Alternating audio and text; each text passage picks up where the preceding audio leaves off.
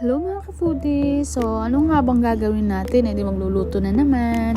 So, ngayon nga nagluto ako ng fried tofu tsaka San Marino na may egg. Ha?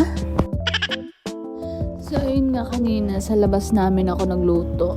Hindi sa gasol kasi wala. Gusto ko dun Bakit ba?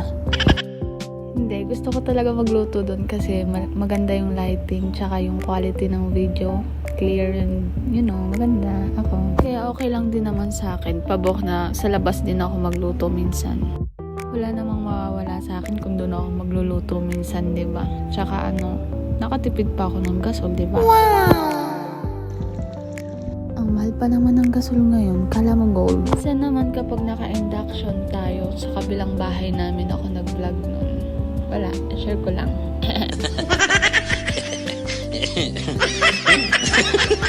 Paano ba yan? Kakain na ako. Alangan itapon ko tong niluto ko. Thanks for watching.